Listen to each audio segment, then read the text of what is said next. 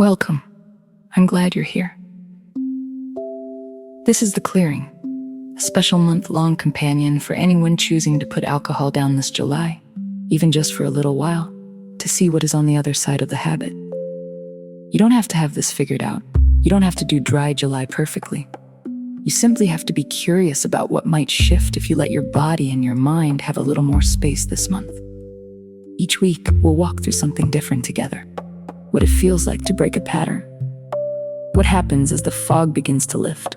What it means to maintain something you have started to value. Settle in. This one is for you. Week 4. Tuesday, recognition. We're moving into the final week of The Clearing now. And I want to start by saying something plainly.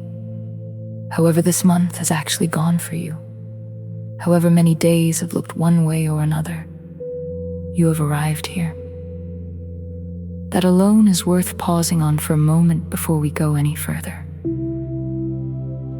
I want to talk today about something that tends to surprise people, the particular discomfort of the final stretch. You might expect, reasonably, that the end of something would feel easier than the beginning, that whatever has shifted by now would simply continue shifting, smoothly, towards some kind of finish line. For many people, the final days carry a different texture entirely, harder in ways the earlier weeks were not, and often harder in ways that catch them off guard precisely because they were not expecting it. Part of this is simply practical. A sense of an ending approaching can loosen resolve in strange ways. The mind beginning to calculate, almost without permission, how close the finish line actually is, and whether the last few days really matter as much as the ones that came before them. There can be a kind of fatigue specific to nearly finishing something, different from the fatigue of the middle, harder to name because it does not look like struggle from the outside. It looks, if anything, like almost being done. There is also something else worth naming honestly. For some of you, the early discomfort of the first weeks has genuinely eased. The body has found a new rhythm.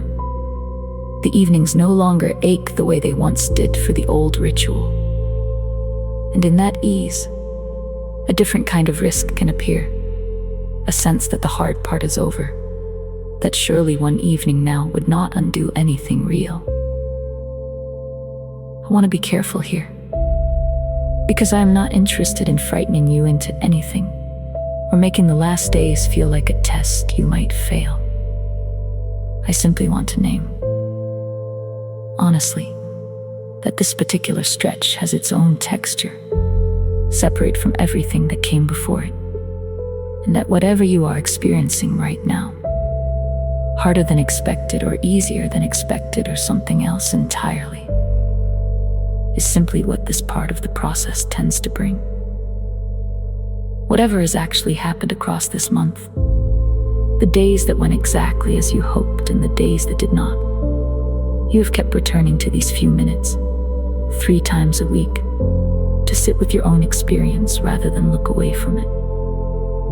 That itself is the thing worth recognizing today, not the specifics of what your evenings have contained, but the fact that you kept showing up to notice them at all. I would like to offer you something small today. At some point, however briefly, I want you to simply acknowledge how far you have actually come since the very first sorrow.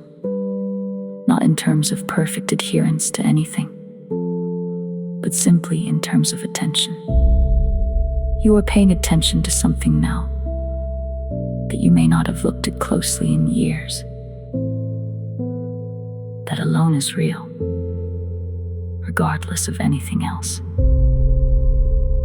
I will be back with you on Thursday.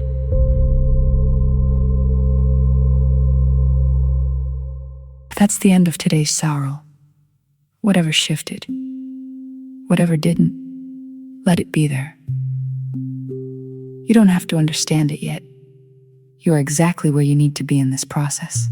The clearing continues 3 times a week throughout July. If this found you at the right moment, share it with another woman who might be doing this with you, even quietly, even on her own. Until the next one, take good care of yourself.